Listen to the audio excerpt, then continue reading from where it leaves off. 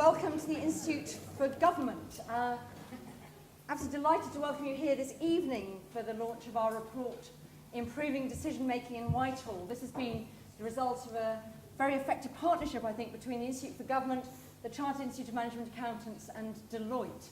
I'm told on reliable authority that last week a number of very senior members of an unnamed investment bank paid a large amount of money to go and hear the people behind the performance analytics for the England cricket team, hear how they'd use management information to propel England to be the #1 test team in the world. Just, it has to be said, after last weekend.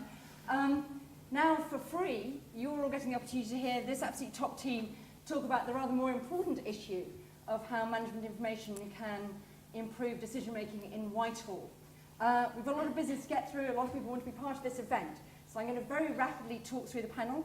First of all, my colleague Julian McRae, Institute's Director of Research, is going to set out the top-line recommendations in the report. But for those of you that haven't seen it yet, it is available outside.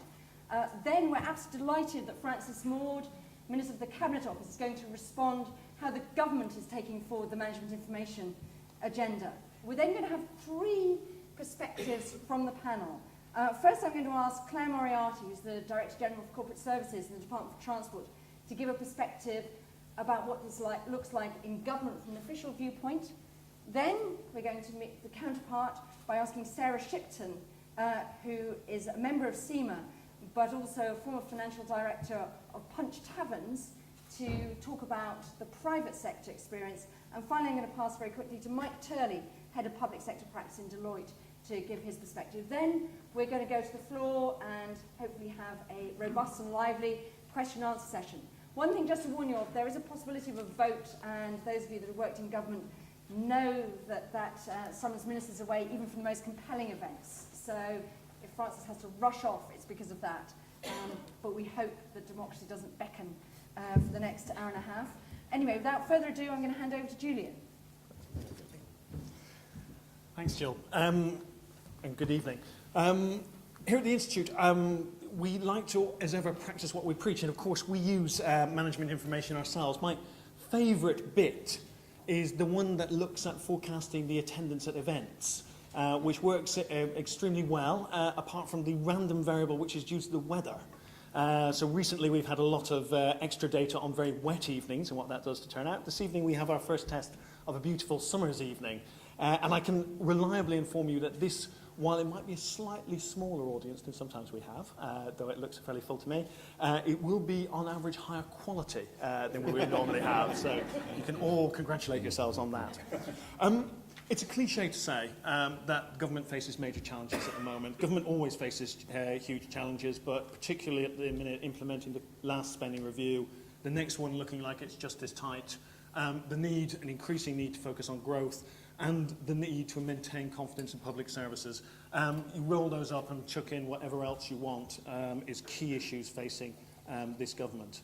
That involves, again, another cliche, it involves people who are making decisions being as well informed as they can be as they do that.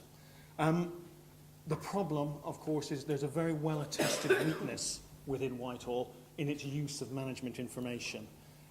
People will know the type of information we think about, just comparisons between how well different units, business units are performing. You can think call centres, we run quite a lot of those. You can think further education colleges, you can think whatever is your particular thing. Do we have the information that points you to the ones that are failing so we can look more closely there? Or indeed the ones that are succeeding best so we can learn the lessons from that? Similarly, you think just simply about the spending review.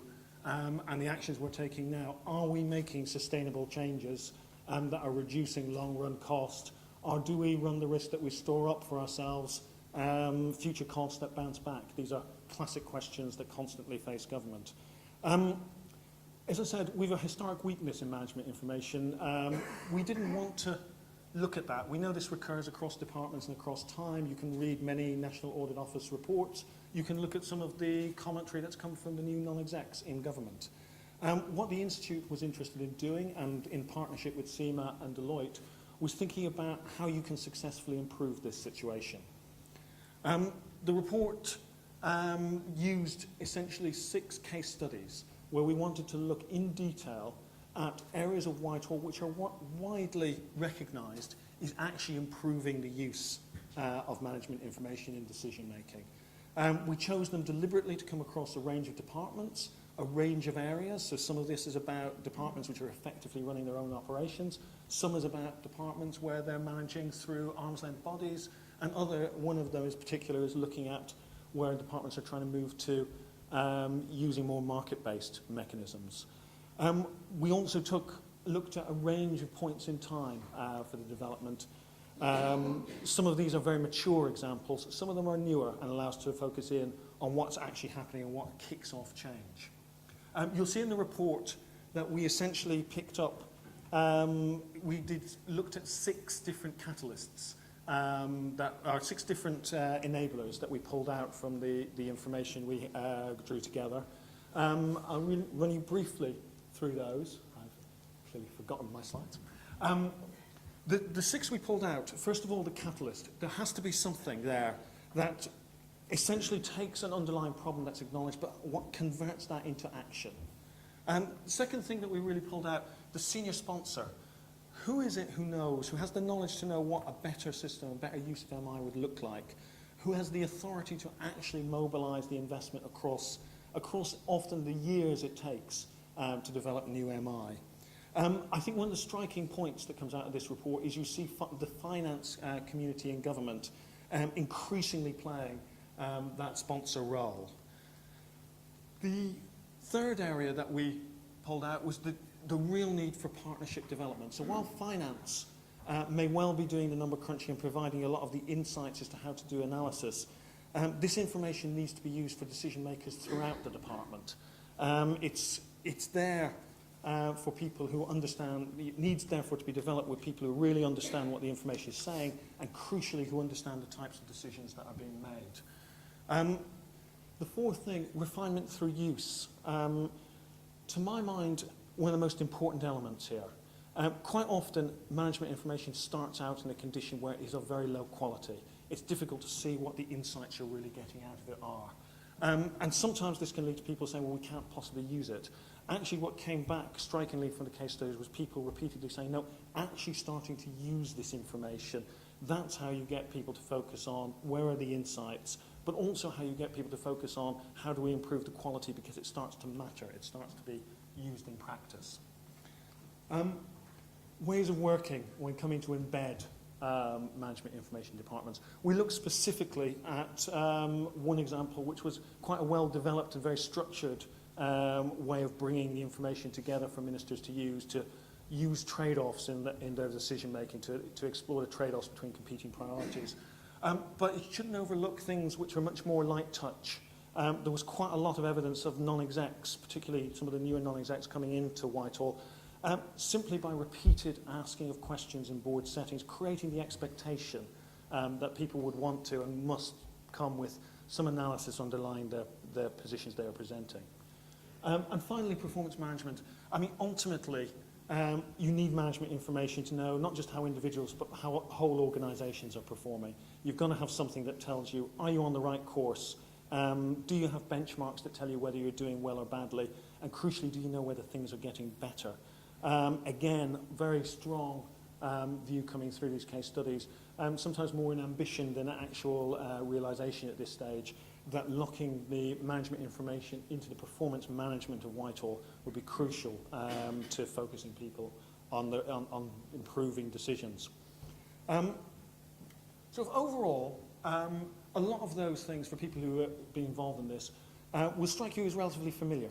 They're quite similar to the types of processes and engagement that would have to be gone through in a large amount of private sector businesses which have improved MI. And as I say, these are examples drawn from Whitehall. These are examples where Whitehall is genuinely increasingly improving management information. So if it's really that straightforward, why don't we see more improvement? Why have we got this persistent historic weakness? In the report, we pull out 3 factors that seem to come out of the change. Overall, we found that the actual change we were witnessing was relatively ad hoc, rather than being systematic. First, there seems to be relatively few personal responsibilities for improving MI. if you look at the situations, weaknesses had persisted over quite long periods of time before they were actually addressed. And the catalysts I mentioned earlier were quite often very personalised interventions, coming sometimes from ministers, sometimes from non-execs, sometimes and quite often from civil servants themselves, but acting in their personal capacity and on their personal initiative. Related to this, there seemed to be relatively low demand for management information. It was very striking that everyone we talked to believed the situation was poor. But it was relatively few permanent secretaries, or indeed people coming from the policy side of Whitehall, were acting as either the sponsors of change or acting quite often as the champions of that. I think the time periods we look at are up to the very recent past, but possibly not the most recent past. And I'm quite interested as to whether some of the moves in PermSec appointments may have changed that, whether there may be a greater interest in this agenda. The final point, which is a point that's been made by the Institute on a number of occasions before, but seems very relevant here, there's a relatively low priority on the continuous improvement within Whitehall of value for money. There's an element that this is precisely the kind of focus that takes you into thinking about the types of measures that management information gives you. If those were the three sort of aspects that we pulled out is relating to why is there not more systematic improvement, what were the three things we thought a report looks at we think that might make a difference to this? First, if there's relatively few responsibilities, it's fairly straightforward. Clarify the responsibilities. It seems very clear to us that the Directors General of Finance and departments should have the role and responsibility for improving management information in those departments. If there's weakness in demand, let's look at the factors that seem to be boosting demand. There's a very clear role being played by the non-executives within departments.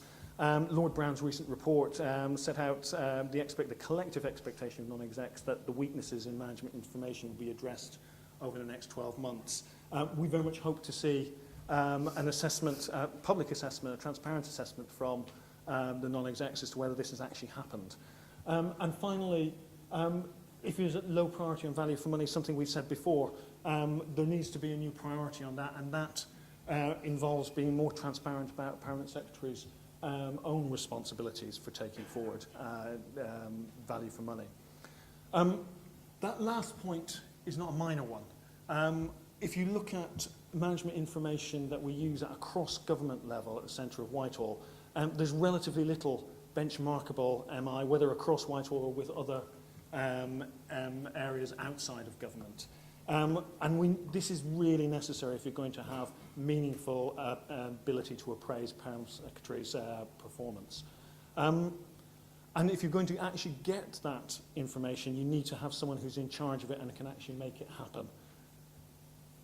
There's a whole set of challenges government faces, not least of which is the next spending review and a very tight spending review ahead. We think we've put forward some ideas here about how you could create some new responsibilities and priorities for improving the strength of management information, creating more informed decision making. We're hopeful that some of our thinking and some of the ideas here will be at the heart of the future civil service reform plan. Thank you very much. Thank you, Julian.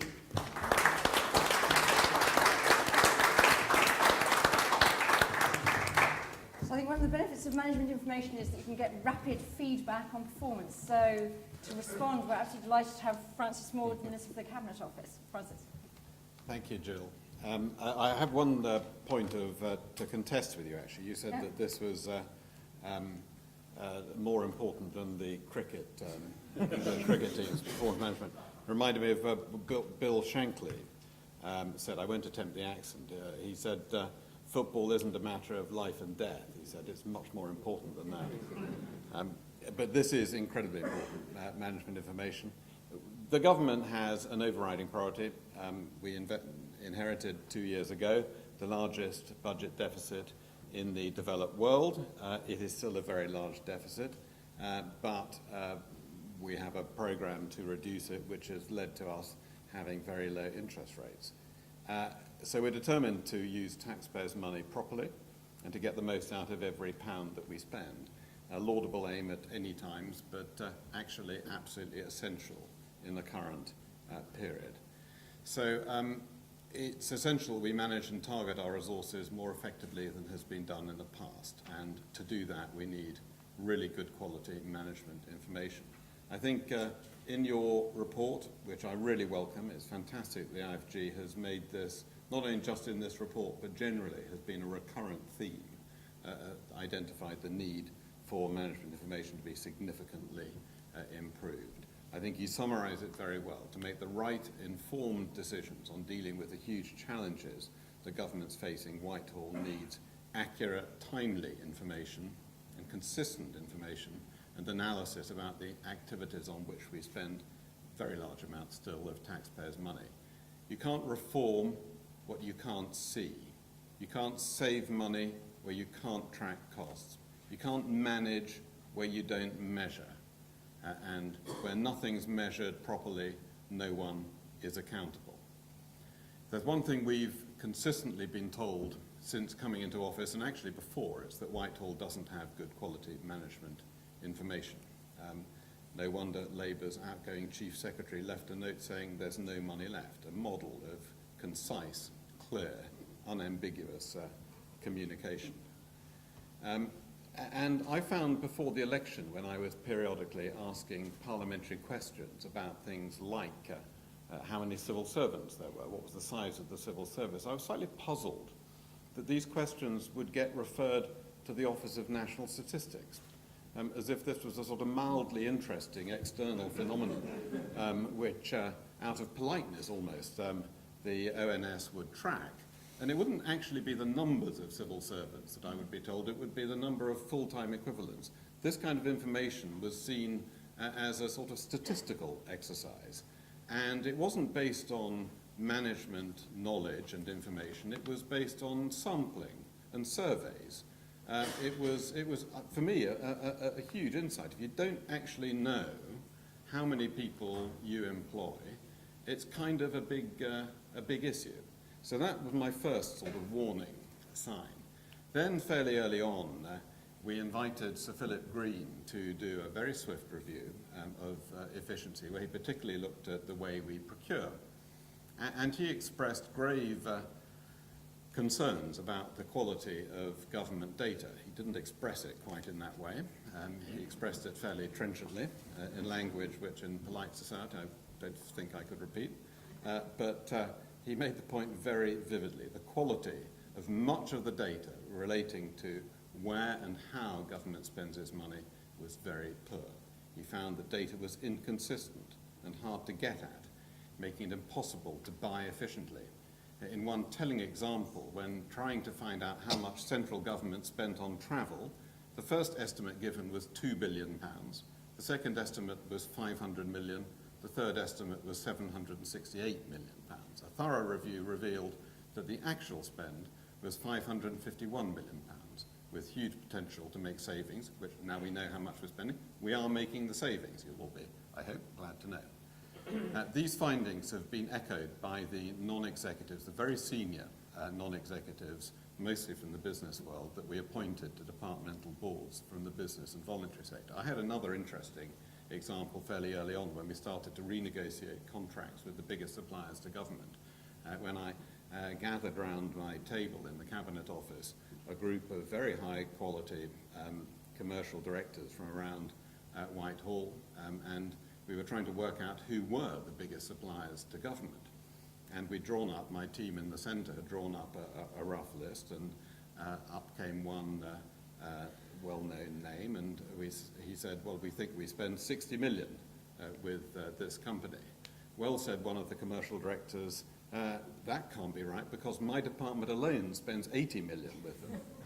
What we eventually ended up doing was writing to the ones we guessed were the largest suppliers, the 20 or so largest suppliers, and said, we don't know at this stage how much business we do with you, but the time will come when we do, so we are inviting you to give us complete visibility, complete transparency on all of the contracts you have with central government in its different forms and how much we spend with you.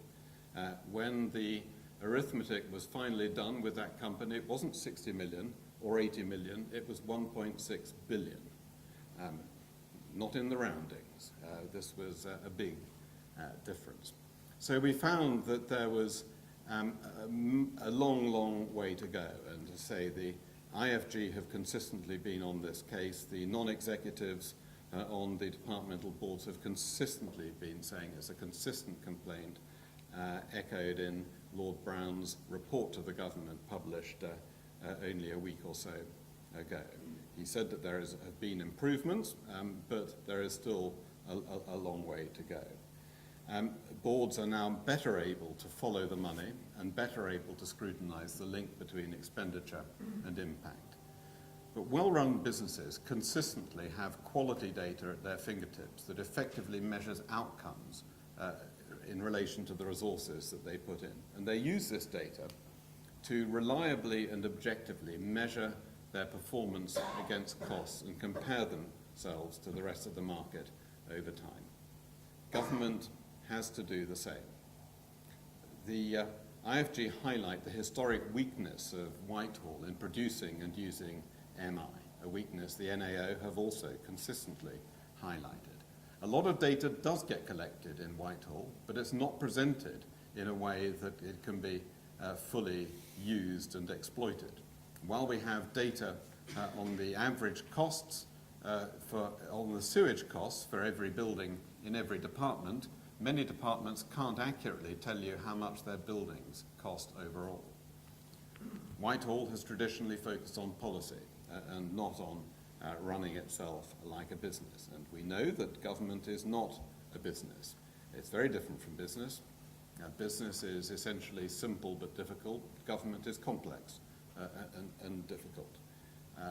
It doesn't mean that we shouldn't act in a much more business-like way when it comes to spending public money.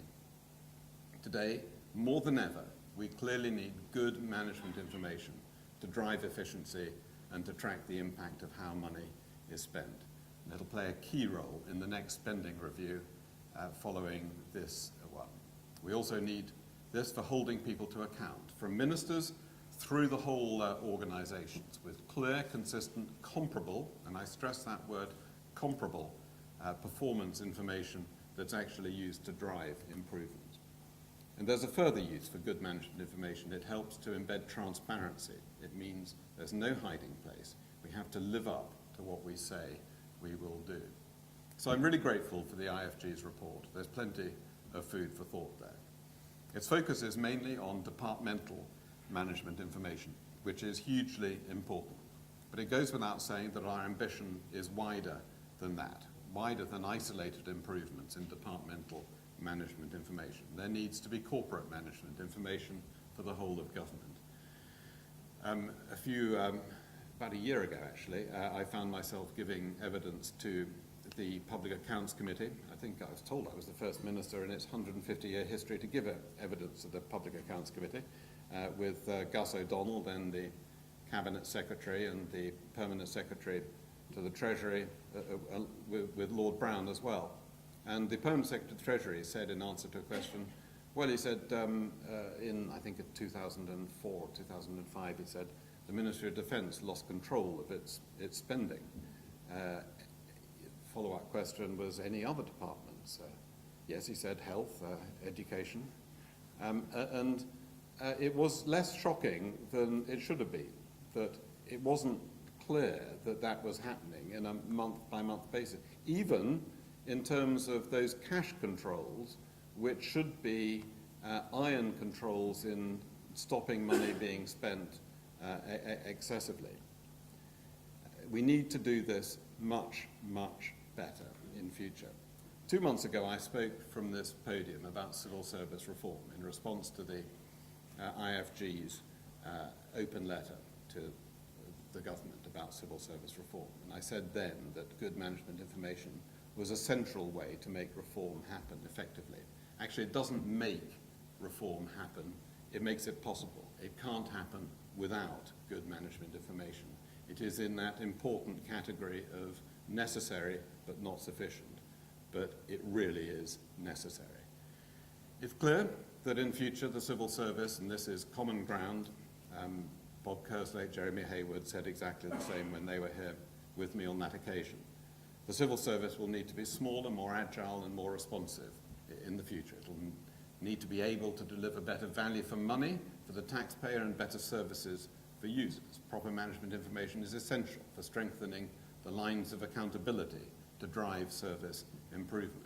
Central to effectively managing this challenge will be, for example, the availability of robust information on the size, the composition, and the performance of our workforce. Quite simply, we will more than ever need the right people with the right skills in the right place and at the right time.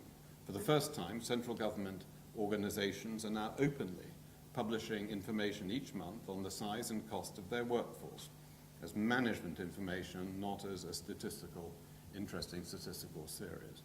We now proactively monitor the future size and shape of each organisation's workforce. We're also clear that we cannot continue to operate as 17 departments and as an array of other government bodies all working in isolation. The greatest value for money will only be delivered by the government acting in a much more unified way than it has in the past. The Efficiency and Reform Group, with a board chaired jointly by myself and the Chief Secretary to look at the big picture, pulls together under one roof all cross-departmental operational government functions, including procurement, ICT, communications, property. In 2010 to 11, in the government's first financial year, when we first began operating, we supported departments in achieving £3.75 billion in savings. By the end of this Parliament, we hope that these efficiency savings on an annual basis could be as high as 20 billion. For the first time, we have an efficient operations centre. It's not perfect by any means, but it's open and transparent so the public can see and understand much more about the workings of the state and hold it to account. When Ed Miliband was occupying my seat as Minister for the Cabinet Office, he didn't do these things. But we are determined to spend taxpayers' money more carefully, and we're using management information to make progress at doing this in various key areas. First of all, procurement. When we came into office, it proved enormously difficult to collect accurate, useful procurement information. Through the Government Procurement Service, we've now put in place new processes and systems that allow the collection of detailed monthly information from all departments. This information, including details on how much business do we do with SMEs and other supplier information, is reported directly to me. All this information has enabled us to understand the procurement and supplier landscape, which we really didn't do before. Specifically, we know how much we really spend, and this has helped us to cut overall spend down from 51 billion in 2009 to 2010, now to 44 billion. We also know just who we spend it with more than 220,000 suppliers. We know what we spend it on, from aircraft carriers to ICT solutions to recycled paper. This information is critical for driving the coordination of government procurement, the creation of new deals and the renegotiation of existing deals, and for ensuring that the way we procure means a good deal for the taxpayer and the ability for UK businesses, particularly smaller businesses, to compete effectively for that business. Secondly, in the area of fraud, error, and uncollected debt, we were surprised to find how uncoordinated government was across these areas, how little we knew in government about these losses. It's only now that we begin to have figures showing how much the public sector, across not just central government, but across the public sector, loses to fraud, error, and uncollected debt. It's staggering, estimated, these aren't certain figures, estimated to be around £38 billion last year. And this is in a large part because of our failure to join up and to share key data effectively. This year we published the first cross-government strategy to drive changes in processes, incentives and behaviours for tackling fraud and error across all government departments, and concrete plans for the government's new approach to tackle debt. Uncollected debt will also be set out in a final report this year. We can do this much better. We're already showing through, particularly through some pilots that have been really effective, how much better we can do. Thirdly, in the area of major projects, when we came in, less than a third of major projects delivered on time and on budget and to the quality desired. So we launched a major projects review and As a result of that, we saved further significant amounts of money. We now have a major projects portfolio. It's a key source of MI on project performance. It contains over 200 major projects and programs with a total spend over their life of around 380 billion pounds. For the first time, we have a central understanding of the government's overall commitment to major projects, including their cost and size, and an assessment of each project's likelihood of success. This has allowed us to expose delivery issues and failing programs within government, and to take remedial action before the problems become ingrained and embedded and insoluble. It led, for example, to the closure of the NHS's national programme for IT. Fourthly, estates, where robust and comparable data has proved difficult to collect in the past. It's obvious that efficient management across any estate is dependent on the availability of accurate and up-to-date information and the ability to interpret and use it effectively. We already have in place a comprehensive approach to data management and reporting, primarily on office buildings on the central civil estate. We discovered, for example, that in Bristol alone, central government and its various organisations occupied no fewer than 119 different addresses because there was no control over which departments, which organisations took on which properties. A failure in terms of making it much more difficult for government to work in a joined-up way, as well as all the extra cost of inefficient overhead. So we need, for efficient management, we need that proper information. We now have that underway. I'll be presenting to Parliament tomorrow the progress we've made during the last year in improving the efficiency and sustainability through the annual State of the Estate report. We need to go further to understand much better how the operational and specialist components of the estate are performing. Eventually, we aim to have a system that will actively predict where vacant space is likely to arise. This can then be flagged as available for SMEs as cheap space for them to get started in, or free schools, while remaining space can be marketed publicly. We are already doing this much better. We have already got out of huge amounts of property, but there's much, much more to do. So yes, progress is being made. There remains a lot of potential to do better. There is still a lack of universally available, comparable, consistent, timely and auditable management information across all operations. We need to establish the notion of corporate management information that works across departmental boundaries. This process began with the introduction of quarterly data summaries in July of last year. And these work as a snapshot of how each department is spending its budget, the results it's achieved and how it's deploying its workforce. Worryingly, when we started the QDS, one department initially reported spending £1 trillion on grants. This is 2/3 of the total value of the UK economy and £300 billion more than total public expenditure. Since those early days, there has been a significant improvement in the completeness of responses. Overall, the completion of the first QDS was less than 60%. It's now 86% this month. Doesn't mean it's perfect. We still have some departments unable, for example, to return figures for detected fraud and error. By exposing data to the public like this, we expose the inadequacies of data, and one of the great lessons of transparency is that data which is poor gets better, because when it's scrutinized and interrogated, it improves, and that's crucial. I'm delighted that Dr. Martin Reed, who's with us here today, has led a review of that work and has made some powerful recommendations that we'll be taking forward over this summer.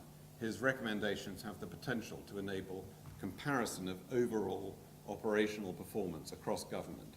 They include the following: an agreed set of common metrics, making it possible to compare data sets across departments, and a reporting format with a core common data set that enables all departments reporting the same things to a common definition for the same periods. Comparability between different parts of government and over time as well. Because far too often, data sets have been inconsistent over time. So not only can you not compare this bit of government with that, you can't compare this bit of government this year with the same bit of government last year. Absolutely fundamental. We have to be consistent and enable comparison. It won't always be comfortable. It isn't meant to be. Absolute value, second thing that we will include, absolute values and meaningful measures of efficiency, so that we have both values like the total cost of the office estate and useful ratios like the cost of the office estate per metre square. Thirdly, a meaningful review mechanism that will enable stakeholders to compare overall operational performance across government, to seek explanations for major variances and hold departments and individuals to account. And fourthly, a mechanism for assuring data integrity, for example, making it subject to audit. If we're going to be able to embrace all of this, then we need new skills in government going forward. We have also to start the work of linking MI to individual performance evaluation. MI is most useful when it supports critical decisions, including the ones involving the promotion and reward of senior managers. For the first time this year, permanent secretaries will be assessed on their department's performance against standard efficiency goals. We'll need exceptional people skilled in accounting and quality assurance, not necessarily expert in policy. Not only do we need to bring in new talent, we need to better utilize, through greater flexibility, the really exceptional people we already have. As I said in the last time I stood at this podium and talked about civil service reform, our reforms to Whitehall go much beyond cutting costs. We have to drive out the old ways of working and develop new, modern, flexible ones. Management information, this is not the stuff of headlines. It's not a page turner. But without it, nothing else works. You couldn't run a business without it. You can't run a government without it.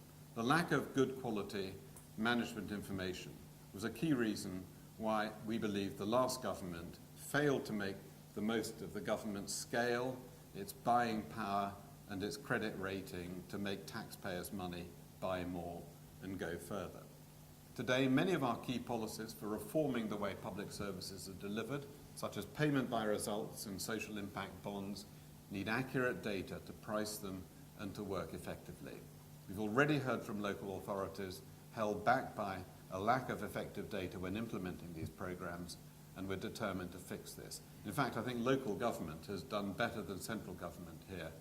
I was very struck by a chief executive of a large local authority who came into government as a non-exec on one of the old departmental boards, who, having been bullied perfectly properly by central government in local government to improving the quality of management information in local government, was shocked to find that by comparison central government was in the dark ages.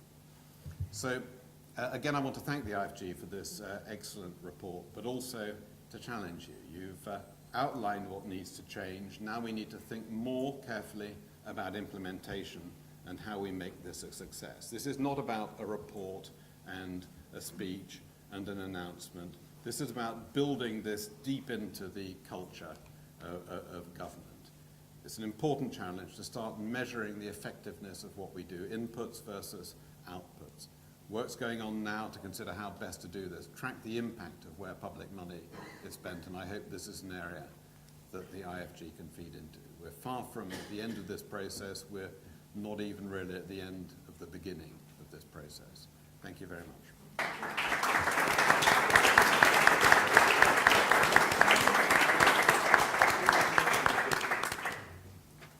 I'm going to pass on very quickly to Terry Moriarty, as I said earlier, is Director General for Corporate Services in DFT. The case studies in this report are all anonymous, but I think it's fair to say that Claire being on the panel might lead you to think Department for Transport is one of the leaders in this field in Whitehall. Claire? Great. Do you want me to stay here? Or? Just stay there if you Right, if you'd I'll like. do that. Thank you very much. I was involved on the advisory group for this project, and it was fascinating. the discussions we had at the beginning, we quite often got into the territory of, well, what is management information? And one of the things that occurred to me is it's a bit like one of those fractals. You know, the very squiggly little patterns, and then when you look at one of the squiggles, it's got a whole lot more squiggles, and then you can go down and down. And I mean, MI is a bit like that. It's not just a matter of drilling down, though you should be able to get to the bedrock. You know, all the management information we have comes from actual things that are happening in the organisations that we're running. But the other thing about management information is it spreads out more and more. We start with basic information about, you know, budgets and actual spending and forecast spending, and then we move out into information about workforce and information about our operational performance, about investment decisions, about how we're making progress with projects, about the adequacy of the management processes and controls that we have. And you quickly get to a point where you get the basic truth, which is this is all the information about how we manage our business.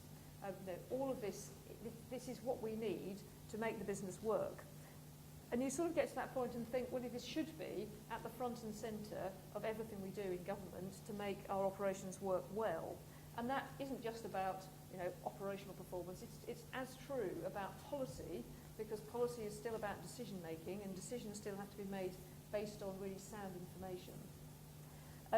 And I think that sort of poses the question that you know, Julian referred to, that the Minister referred to, is of why is it that we haven't got the information that's as good as we need? And I very much welcome this report. I think it's done a very good job of landing between what can be a rather technical discussion about management information on the one hand, and on the other hand something that's so broad that you don't know how to start. My second reflection is we have come quite a long way. Back in the 1980s, I was involved in developing the first consistent management information for the NHS. And we literally cut and pasted. We drew tables on large sheets of A3 paper, and when we decided that the format was wrong, we snipped them up, and we snipped a line out, and we made a space, and we pushed it in another place. And you know, we literally were starting to create the really basic bits of management information that allowed us to think about money, people, and activity. And later on, when we invented computers, I worked on it a bit more, and you know, in very elderly macro-based programs, wrote things that consolidated information from lots of different sources, so we could actually see and analyse what was happening across the whole of the NHS. It was better than anything that had previously been there. But I think, you know, the good news is that we have come a huge distance from there. We have now got systems that will give us information at the touch of a button, which, you know, will answer many of our questions. And by and large, you know, we have cracked a lot of the problems around getting a single version of the truth.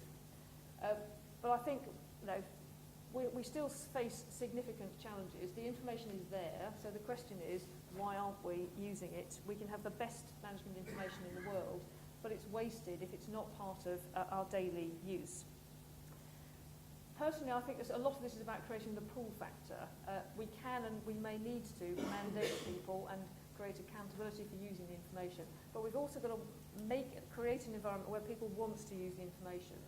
And I just wanted to share a few observations about some of the things that help that happen in my experience. The first thing is about making it relevant. For every piece of information that we present people with, somebody's got to care about this information. Sometimes we need broad brush information, we need it for comparability, but what makes information get used is if it feels relevant to the person that's sitting there.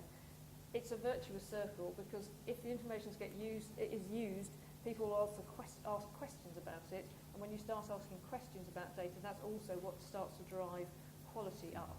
Information that sits there and people don't ask questions, then the information isn't going to be, you know, you never improve the quality. So getting that relevant data is really important.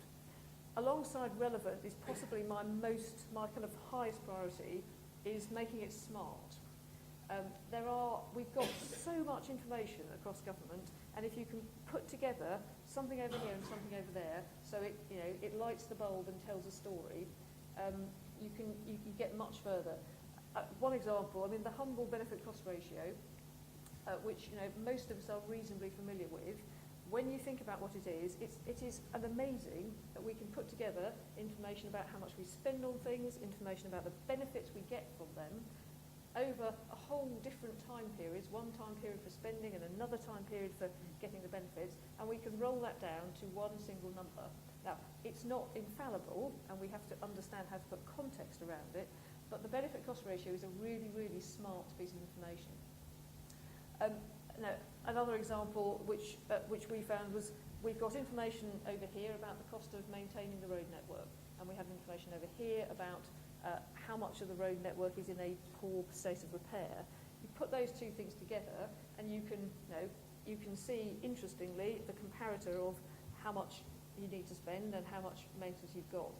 When you look at that over time, what we can see is whether we're driving out genuine efficiency. We can make people spend less on maintaining roads by giving them smaller budgets, but that doesn't drive efficiency. What drives efficiency is if we can do that while ensuring that we don't diminish the quality of the maintenance. So I think getting really smart pieces of information is what will make the difference between people using and not using, and we need some quite smart people to help us do that. Other things very quickly that make a difference, making management information cheap to produce. That does often mean a bit of upfront initial investment, but you never want cost in the moment to be a barrier to getting the information. We want to be able to get information quickly. That links into another point, which is about making it easily accessible. We have now, within DFT, got a desktop management information system. Every manager can actually get all the information about finance down to the last individual transaction, information about people, information about projects and programs, information about our external obligations. It's sat there on the desktop. There is no excuse not to use it. The next stage is to make it dynamic, because desktop systems are better than paper, but even so, what you really want is something that moves, where you can almost ask it a question and have it respond. If you look at the way that smartphones are going, you can ask a smartphone a question, it will respond. Why can't we do that with our management information? And I think the final thing is this goes back to this thing about asking questions. If we want management information to play a big part in our lives, we need everybody to be asking questions. That's why our non-executives are so valuable, because they ask questions and they make us see our information in a new light. That's why the National Audit Office and the PAC are really valuable, because they are asking questions about value, and that's where we can really help to change things by asking the questions that drive people to use the information, to test it, to check it, and to improve it. Claire, thank you very, very much. That was very interesting tips of actually what good management information looks like. I'm going to pass now on to Sarah, who's going to give us a bit of perspective about what maybe the public sector can learn from the private sector. Sarah. Okay, well, my experience is 20 years in only the private sector, so don't throw tomatoes at me or anything, but what I would bring to this project, along with SEMA asked me to come along, because my work with them over the last few years has been very much in this area of getting insightful data, insightful information to the point of decision, which is what I've been doing with my teams in the private sector in large listed companies. And where I would liken them is the constantly changing element of the political landscape is not really in difference to the nightmare scenario that in the private sector we have or have had in my sector of mergers and acquisitions in the pub and leisure sector over the last 20 years, which has meant that from a management information perspective, we are all constantly going from caveman to spaceman and back to caveman again.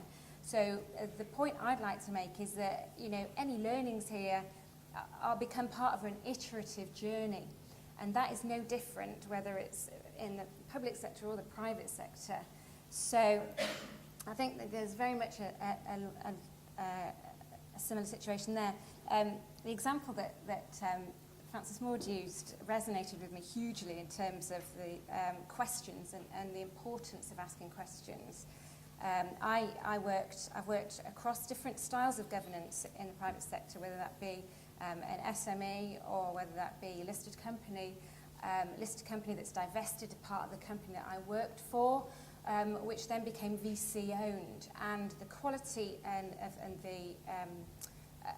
the in-depth questions that I've been asked across those different types of governance has differed hugely. We were asked a question when venture capitalists bought a set of pubs off Allied Domecq, and this was the day after they bought the business, and they asked us how many pubs we'd got. And we said about 2,300, and they were flabbergasted. So this is not a public sector problem. It is a private sector problem, and it is still a private sector problem. And I'm not here to tell you that it's been fixed in the private sector. What I'm here to tell you is that that I have experienced a huge amount of satisfaction over the learning process of fixing things and moving that cycle on. So, you know, you start by fixing the data, then you get your information in a state that people can ask questions of it. You can then start to use it for performance management. You then have the game playing, which is the fun bit, because you find that the data sets you've created have that you've made performance measurements for can be undermined, so you then reset your data requirements, and around the cycle goes. So I guess the sad part is you never come to the end of the journey, and there will then also be a change that happens. You'll either be in a part of the business, as my example is, that will be divested, or as happened to us, you'll buy 2 more pub companies, and just when you thought you knew how many pubs you got, you don't know how many pubs you've got again. So, and neither do you have one finance system that has the same accounting periods or the same comparators year on year. It is a constant journey of improvement. The critical success factors for me over the years have been don't make it a finance-only party. Yeah. I think, you know, that is a big, big mistake, and I have never had any success where I haven't collaborated or been able to collaborate or had brought in, you know, the operators, if I can use the sort of private sector analogy. So don't make it a private finance-only party, whatever stage of that journey it is. Across departments, I would imagine the stage of that journey will be different. Claire's journey is at a different stage in her journey, and we'll probably be back at that sort of, oh God, my data needs fixing again. Next, you know, in the coming months when things change. And the clever part is to establish which bit of that journey that department is on, to see which resource it needs to be mobilised to improve that information, the decision-making quality. So that will be different for every department. Find best practice is the other part to the story that helped my success with the teams that I've worked with, and that ironically was my real relationship with SEMA. I used as a low-cost method because I've always worked in a low-cost, save-cost, drive-out synergy case type environment, so it's never really been any other for myself. And networking via SEMA was a great way of meeting people from Asda, meeting people from Jaguar Land Rover, to establish how do they do it, and you know what can I learn from them. Non-competitive parts of the sector. SEMA are now a global organisation, so you know I would suggest that a low-cost way of maybe networking and establishing, you know, may very well be to you know, build on that partnership with SEMA.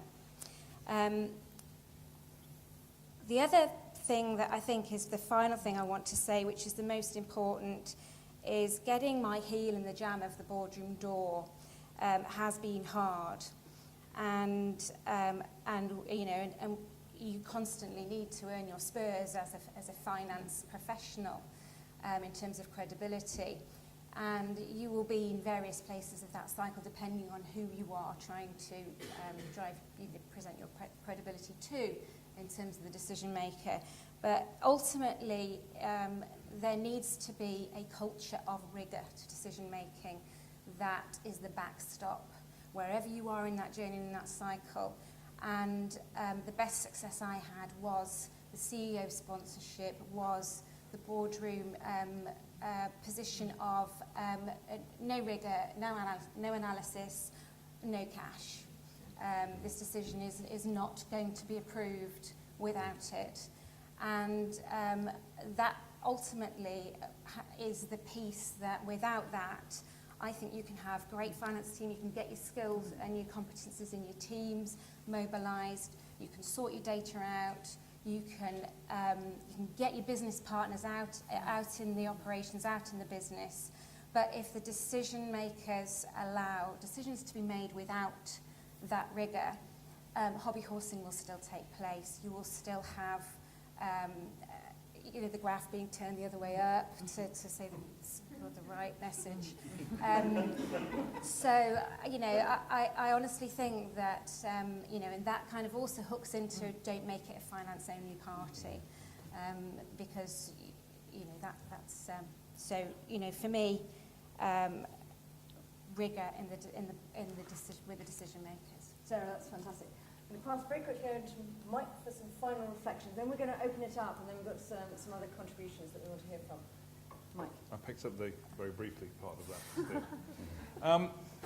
I think it's a very timely report that this has come out as it is. We're seeing a movement and a journey really for the greater use of management information and importantly analytics across businesses and across the public sector to help their organisations work and manage more effectively. And I think there's two areas of focus to that. The first is on the management of the business, the issues of cash collection, the issues of, as Francis said, fraud, of headcount management, as well as the delivery of outcomes. And whether that be sales, whether that be educational attainment, whether that's the detection of crime, etc. Putting those both together to look at productivity in that. It was interesting that the point you made there, Francis, around the cost of buildings. Well, actually, if you look at a lot of buildings, it's the utilisation of that, the utilisation of the asset, and looking at the balance sheet implication as well that a lot of people are starting to come through. And then asking the questions. And as part of one of your age debt pilots, it was quite interesting to see when you started asking the questions on the data, the numbers of people who owed money, who gave their address as the hotel opposite the government building that they owed money to, because that's the way that they did it. And so actually, management information and data is only as good as the data that's collected. And I think this is part of that chain of how do you start to do that. Julian mentioned the issue of catalysts, and quite often that's the change in the business model, it's the change in the points that people are asking for. Sarah mentioned the impact of chief executives. It was enlightening when we did some work with one of the HE institutions, London universities, that now gets paid on the basis of people who complete the course rather than when they start, and knew how many people started but didn't know how many people finished. And then you get to the management intervention that you sort of get through the challenge and the questions, and they say, do you know who actually attends lectures? No. Do you know how many people attend seminars? No. But how do you know if they're going to leave? And it starts to change the business dynamic of how do you relate to deliver those outcomes, because the focus is then on the outcome. So I think there's a number of points in there. Final point I'd say is echoing a number of comments that MI is just one component of effective management across the business. It's part of the shift to finance being a business partner rather than just managing the numbers, but it does involve that whole corporate whole of the organisation. And as I mentioned before, making sure that people who own the data input understand the outcome and understand the impact that they have. Otherwise, you can't put the different components together in an effective way. I think that's part of the journey as you go through. So I'll finish there. Excellent. Thank you very much.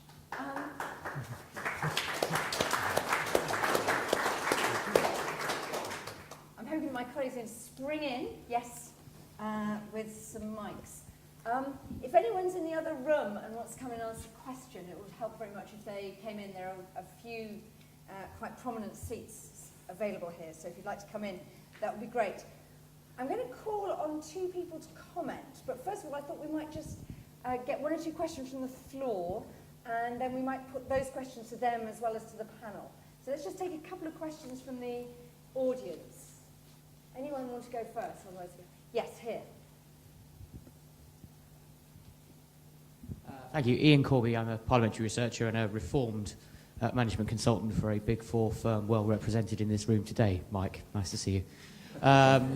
Is there a risk here that there's a contradiction between what we're perhaps trying to do with IT across government, which is get across large enterprise-wide systems, huge multi-million programs which never really deliver as we hoped,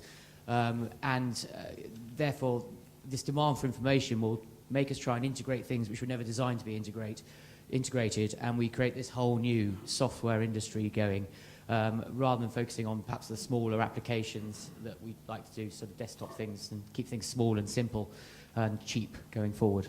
Okay, great question. One more. Yeah, we'll go back there near Candace. Yeah. Say Hello. who you are. Richard Vyse, I'm a journalist. Francis Maud, I'm very interested in your take on where politics comes into this, because some of this is clearly about politicians and ministers not asking the right questions of their departments, and also talking about departments operating in a cross-Whitehall way. Again, some of the lead for that needs to come from the top. So I wonder what your thoughts were about where this connects up with politics. Okay, I think that's quite an important issue. I'm going to go, before we go to the panel, two people who wanted to comment, but we couldn't quite get onto the panel. So we have Victor Smart from SEMA and Martin Reed, who is Mr. Implementation of all of this in quite a small speech. I think it's perfectly placed to ask this question of actually how do we make this happen. So Victor, would you just pick up that point if you'd like, but comment on some of the reflections of the panel as well. Well, I was going to comment that the lack of demand for management information seems to stem very much for a lack of concern with value for money. And that in part seems to come because policy still is very much where the prestige lies. So I'd be interested to hear from the panel how you think that you can alter that and start to put more prestige in terms of making sure things are delivered in a value for money and efficient way, rather than civil servants trying to please their ministers with interesting policy creations. That links very much, I think, to Richard's point there. Martin, would you like to just... Well, I haven't really got a question, but I mean, just to reinforce a couple of points that Francis has made, and just more generally, I mean, I think it's really good news that, you know, we're getting the message across that management information really matters. It's really good news that some departments have made some progress. But the truth is that, given the scale of what's got to be achieved in terms of creating operational focus, we've got to move a lot faster on making sure we've got basic comparable MI in place. So this work that Francis initiated and that we're implemented, you know, is to try and get the basics in place across government on the comparatives. You know, so the lines are quite simple. It's, you know, what are the key areas of cost? What are the key performance metrics? The areas of cost might be, you know, what the purchasing costs. The performance metrics might take in, you know, what the cost of the estate per head is. And those are the basics we've got to get in place. It's got to be comparable. And the reason it's got to be comparable is the real value here is if I'm running a department, I feel what I want to know is how do my corporate costs per head compare with everybody else's on a comparable basis? What's different about my department that they're twice as much? It's that basis of asking the questions, firstly at the top of the organisation. Surely, of course, the NEDs will want to contribute. We need to know that across government. But it is actually the drive of the man who's run the organisation to ask those fundamental costs. And you will never improve anything unless we have that information and unless those fundamental costs are being put in place. And just to pick up on your very good question across there is, look, this is not, in principle, complicated information. This is all basic stuff that any organisation should know. How many people do I employ? How much office space do I have? I mean, you know, none of this is rocket science, and it doesn't need overcomplicated systems to deliver it. I mean, I'm not pretending this is easy. I'm not pretending that there won't be gaps out there. But in terms of the return for the effort, it's mega if we can get this right. Right, so I think there's quite an interesting comment in the report where it says that some ministers with a business background sort of admitted that one of the reasons for lack of demand was actually that some of their colleagues who perhaps didn't have a business background weren't actually particularly interested in demanding this sort of thing. I think that slightly goes to what Martin was saying about actually who is the person in charge who should be demanding to know all these key metrics. So it comes into the, what are the politics of this as well as the sort of management? Who should be in charge of demanding to know all this? Well, I don't think the politics are fantastically exciting, really. It's about, except in the very big sense of showing that you're doing more with the money. And there's a bit of competition involved. My department's more efficient than yours, kind of thing. How do we know at the moment? There's no basis for even beginning to judge that. I think the point about demand for information is absolutely crucial. And you don't know what you don't know. One of the things I've constantly said to the new non-execs as they were recruited and started work, which has, I think, been incredibly valuable. And I think now there's very widespread enthusiasm among both ministers and actually senior officials, in that they both think that the advice and the support and the challenge is making departments start to be run better. But I constantly said to them, be demanding about management information, because I guarantee that what you see at the beginning will be quite frustrating, but stick at it. And that's part of the result of that is the work that Martin's leading, which we are absolutely determined to bring home. And, you hear lots of interesting responses from departments. Well, this information you want that would be comparable, well, it doesn't really apply to us because we wouldn't be interested in for our own purposes, in that form. Well, to which the answer is tough, actually. We need to have this information in a form that's comparable, and that will be militantly enforced in a consistent way across time, because it's not only the comparisons between different bits of government, it's the comparison over time. And there's always someone who comes along and says, oh, well, I don't think that's quite the right definition, so let's change the definition. Then when you say, well, how are you performing this year against last year? Well, it's not really comparable because the definition's changed. Okay, don't change the definition. It may not be perfect. None of this is going to be perfect. But some rough and ready consistency and comparability is absolutely essential. I just make the point, I think it's been made before. This doesn't automatically drive improvement, but it makes it very visible if we're not driving improvement. And we cannot drive improvement effectively and consistently without it. And this is about embedding a different culture into Whitehall. And it will happen, but it has to be persisted with. So Claire, are your ministers interested? Are they driving this, or is this a thing that the officials are doing on their own, if you think? Well, I mean, in my department, we've had two successive secretaries of state, both of them are extremely interested in... Both accountants. Both accountants, yeah, we do accountants.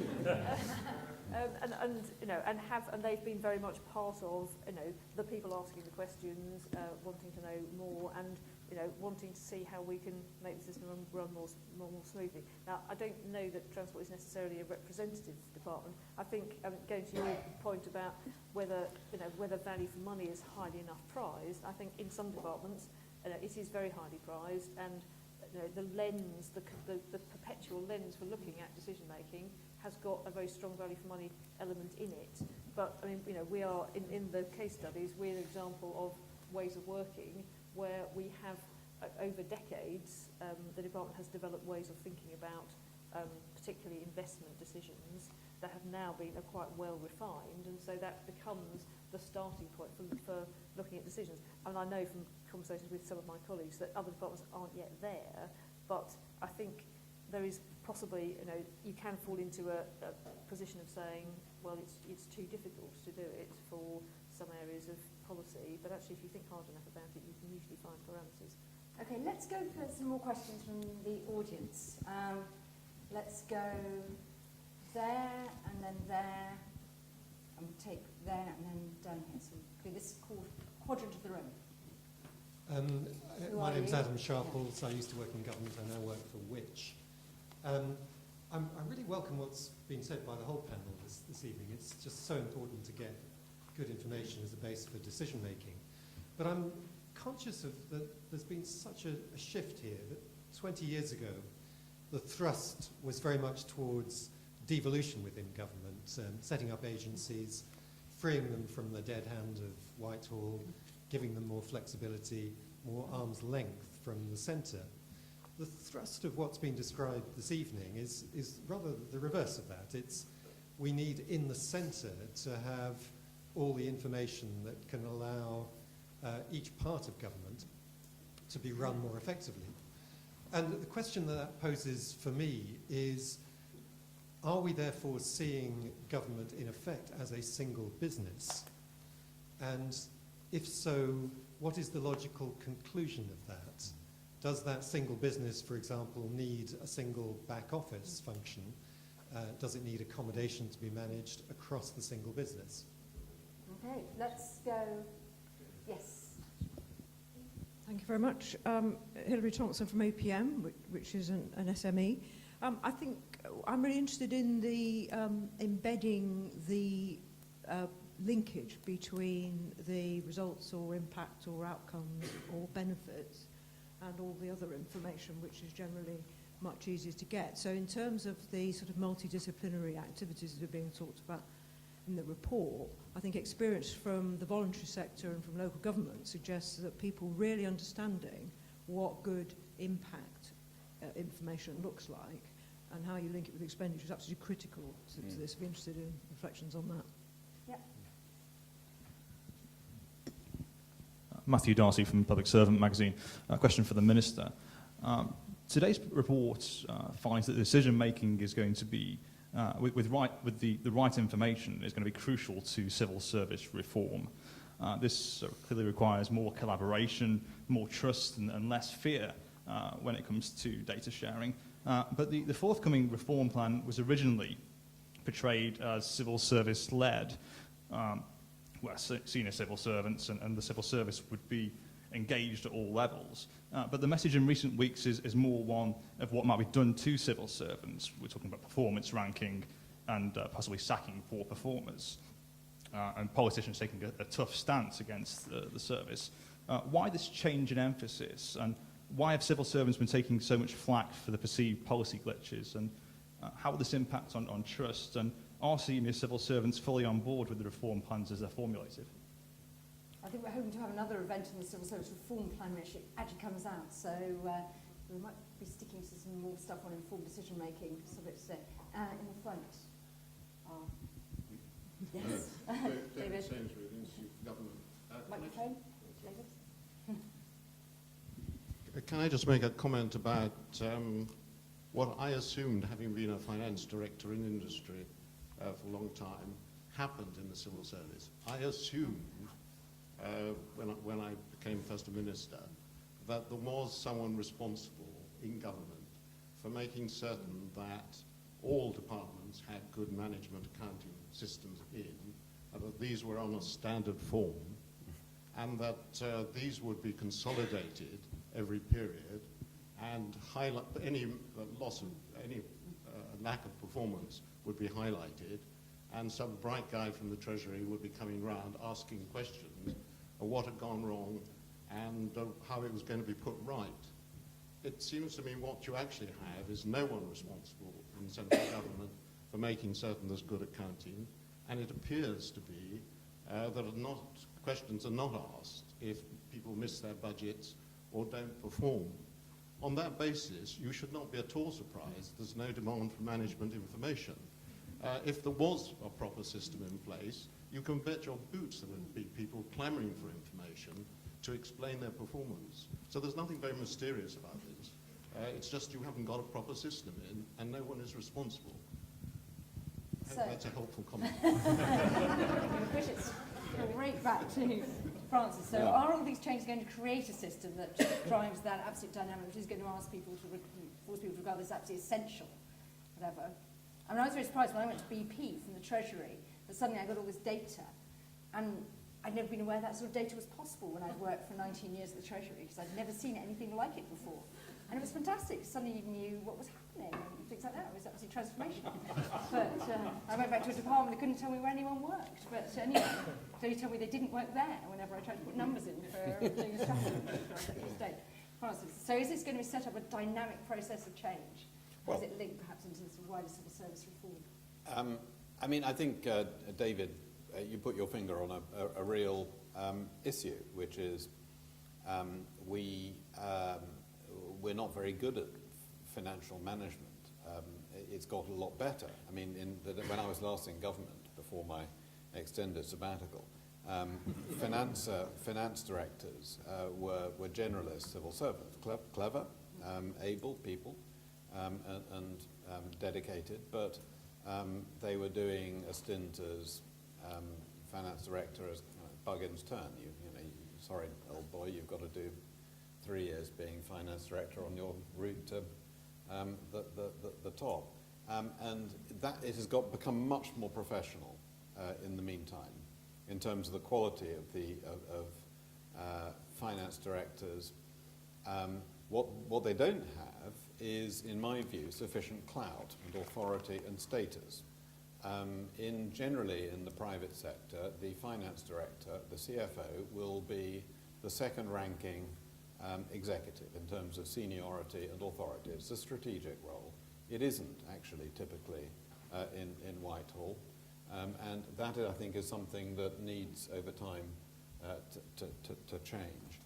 I mean, the demand for information is, I mean, it comes back to my point, you don't know what you don't know, and I think one of the things that will emerge from what the work that we're doing and Martin is leading is directly comparable data on some fairly basic things. I mean, as Martin said, there's none of this, we're not asking for kind of stuff that's more than fairly rudimentary data, but actually being able to compare it, what's going on in one department compared with another, is crucial. I think it will actually spur quite a lot of interest. I mean, there's been a certain amount of talk about the Prime Minister's iPad app. Actually, I would love the Prime Minister to be able to see this on a kind of monthly or quarterly basis and see what this department compared with that department. I think that's a great stimulus, and I know he'll be pretty interested in it. But we just don't have it. We couldn't put that. I mean, let alone, we could make a lovely application to go on his iPad, but we don't have the data to put on it at the moment. And we need to. This is basic stuff. And just comes to the point about, as it were, so are we trying to run everything from the centre? No, absolutely not. What we've always said is that in this model, there are some things which will be tightly controlled from the centre, and always should be in any complicated, dispersed group organisation.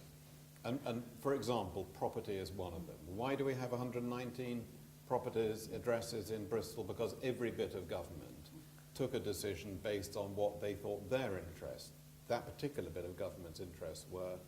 So no one was taking a strategic view. Actually, we could push a lot of them together in one place, make them work together better, share the overhead, all of that. No one was doing that. So property, you should always do this. ICT infrastructure, lots of, which in the past we've got totally the wrong way around.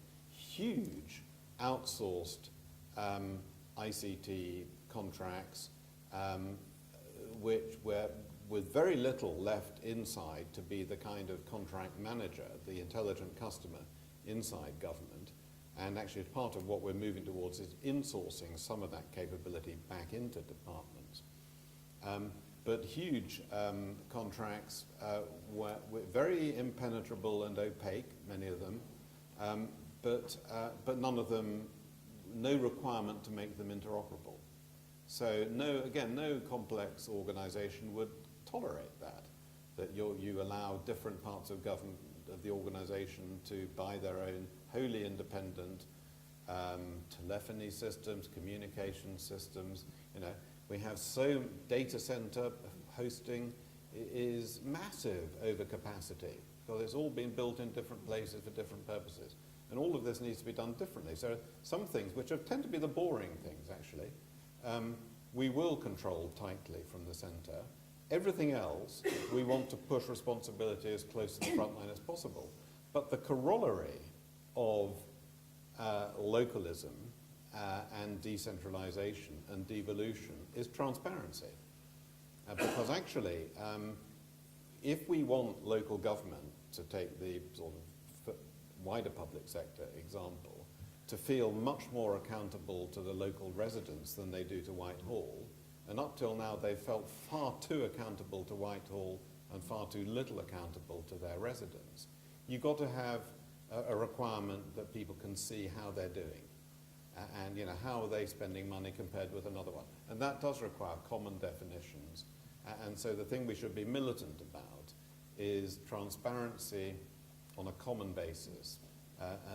And then say, you're accountable not to us, but to your residents. And your residents will from now on be able to see how you're doing. Julian, do you want to come in? I just wanted to pick up slightly on Adam's point, but I think it's probably already been touched on quite a lot. But one of the key things in this was not about the centralisation of information and how you're using it for decisions is different to centralising all those decisions. Yeah, absolutely. And we talk in some of Jill's work actually about the management arms and bodies where we sometimes move between benign neglect and micromanagement, and we can't get right. Actually, we want assurance that things are happening, and we want to be able to intervene if that becomes necessary. And when you talk to, I spent a lot of time talking to a lot of people working in finance functions and a lot of people who've worked in businesses. And one of the things they find most interesting about the civil service is the degree to which we centralise decisions and accountability and have governance that looks up, as opposed to using information to allow you to push down decisions and allow them to be carried on with assurance going back up. So it's quite an interesting thing about this is actually an agenda for how you change how you run Whitehall, or give you at least the flexibility. If people want to centralise decisions, they will. But actually, this gives you the capacity to far more easily decentralise. Sarah and Mike, any reflection on these points, and particularly maybe Hillary's observation about sort of how do you actually sort of show these linkages between information and results? I think it's quite interesting. We've done quite a bit of work on this, and to Ian's point, not using particularly complex packages, but there's a bit of software that the American military used to check for IEDs in Afghanistan in terms of the spatial awareness. And when you plot education attainment next to drug crime, you get some remarkable corollaries. And then when you put into that the cash that goes in, it's not, the three are not actually that linearly related. A lot of it is to do with the performance and the productivity and the use of the human capital there and the physical asset there. And that's what makes the differentiator. And actually, to the point about are ministers interested in this, I think they're very interested in when you can start to use that analytical data, the point of which intervention actually changes any of those variables. And if you can start to get to that level of management information, everybody becomes fascinated very fast.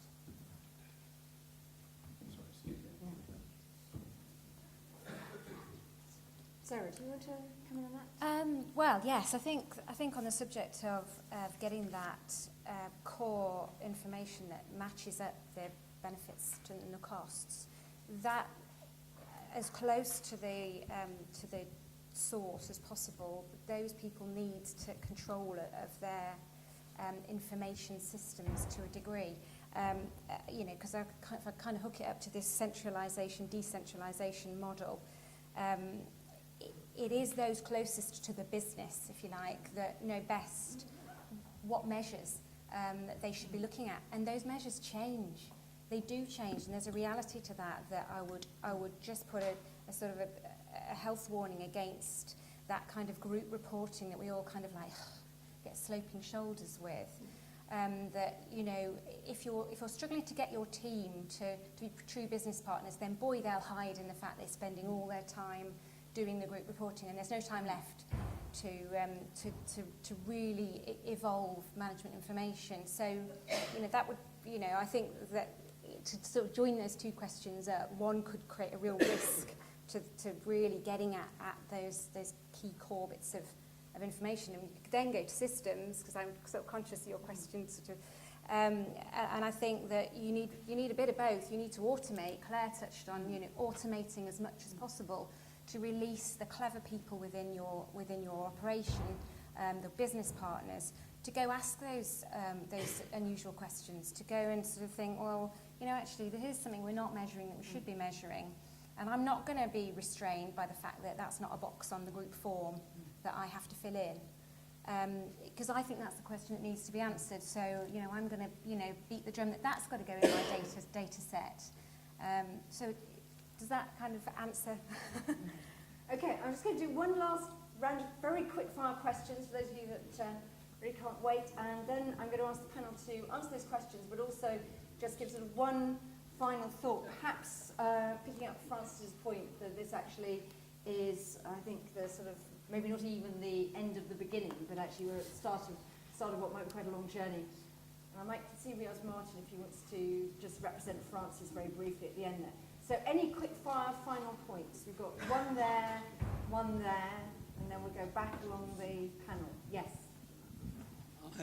I'm Paul Twyman, former civil servant, and linking with what you've just said, I'd quite like to know whether you are going to do any more research in this field, breaking down into modules the different things that need to be done.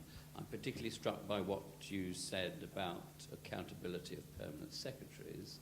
I mean, having, after about 4 years, bullied the Cabinet Office, I got the appraisal forms for permanent secretaries, and I was quite impressed by the forms. But then I see some of the appointments, and I am puzzled. For example, like the woman who ran the border agency for 10 years, which can't be seen as a great success, moves on to HM Revenue and Customs. So there's a kind of implementation issue here that people like you can help with, it seems to me. Okay, we'll extract some personalities here, I think. Any more questions? Yes, we've got one there. Yes. Robert Morland, I'm actually a management consultant and once upon a time with actually Deloitte.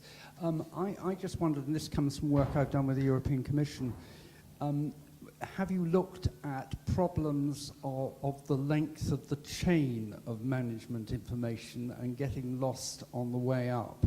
And for example, in my case, I was looking at, for the Commission, on the fact that banks and bank staff at a low level had done a lot of the research on the things like stress testing and liquidity, which they needed, but didn't actually get to the top, sometimes deliberately or not.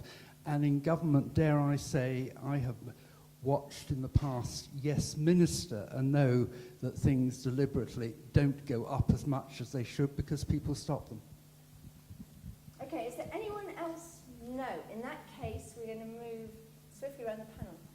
Claire, do you want to start off perhaps by picking up this point here about length of chain? Maybe just about whether, I know when I worked at BP, maybe I shouldn't say this, but John Brown's not here, one of the issues there was, because of the way the performance contract system, there was a bit of a tendency sometimes to game some of the numbers that we reported, particularly when finance was embedded in the business and also managed performance.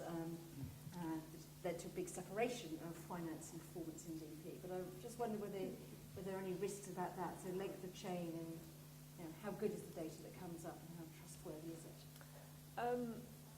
Well, I think it's the question you always have to keep asking, because some of the data that comes up is very good and some of it is, you know, it has different degrees of discretion built into it. And I mean, certainly, you know, as Sarah was saying, there is. Once you create something and you say this is what we're managing against, yes, people will always game the system, and there are, you know, many examples around a government of how that process happens. Not deliberately, but it's just you shine the light and people will turn towards it. I mean, I think, you know, partly picking up again the point about systems, and we have got, on the whole, good quality basic data. The financial information that's used to run government is now, it's not necessarily consistent, but it is reasonably secure. And I think it's important that we resist the temptation to make, you know, hugely complicated more systems. You can actually sit quite clever things on the top of existing systems, and they will pull out things and help you to make sense of it. I mean, I think traditionally we have been less good at workforce data, and we have struggled often, other than in operational areas where measurement of activity is straightforward, we've often struggled to measure activity cleverly, and that's how we tend to tumble back into a slightly sloping shoulders, it's all too difficult. But, you know, I suppose it comes back to, you just have to keep on, you know, you use the things that are good and put them alongside the things that you need to keep working on. You know, it's a sort of, it's a war of attrition to some extent, but it's a war of attrition that I think we can win or certainly do better on. So final parting message, war of attrition, we can win. Yeah? Mike. Absolutely. Just a couple of observations, I think, really.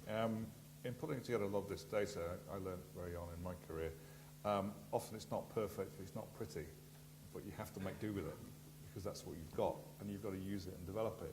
And the key to making it better is to involve the business. We've just done some work around the workforce analytics in NHS, and a lot of that is around involving clinicians and others. Once you produce the data to it, you challenge it and say, what is intuitive in what it tells you, and then what is counterintuitive, and you test it both ways, backwards and forwards, with people who are involved in the line in order to take some of that gaming out. So, not perfect, not pretty, and it's a journey to get there. Okay, Sarah. Cool, going native, yeah, it's a problem. And I think in the whole business partner thing, you can swing the pendulum too far and have all your finance people so, you know, buddied up to the service functions or the operators that they cease to become an unbiased source of information. Dotted line only into there and solid line through finance upwards, or whatever that similar scenario might be in the public sector. And the last thing that I will say, I promise, is that you know, the private sector has been quicker. That's the one thing I would say. And you know, the question is why. I think the leap of faith of give me information, I'll make better decisions, and then I'll keep my job,